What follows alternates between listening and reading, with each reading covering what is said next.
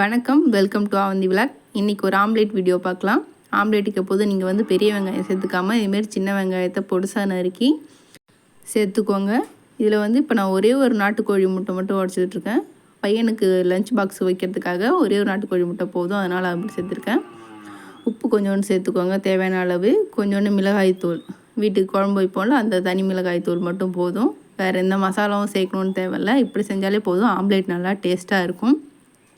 ஒரு தோசைக்கல் வச்சுட்டு அது நல்லா காஞ்சதுக்கப்புறம் அதில் ஒட்டாமல் இருக்கிறதுக்கு எண்ணெய் தடவிக்கிங்க. எண்ணெய் தடவிட்டு அதுக்கப்புறம் நீங்கள் கலந்து வச்ச ஆம்லேட் கலவையை அதில் சேர்த்துக்கலாம்.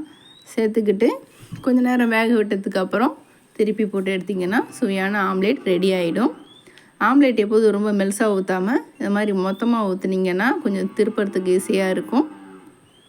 இது போல் நம்ம சேனலில் கார்டனிங், டிராயிங்ஸ் வீடியோஸும் அப்லோட் பண்ணுறோம். போய் சப்ஸ்கிரைப் பண்ணிவிட்டு வாட்ச் பண்ணுங்கள். தேங்க்யூ.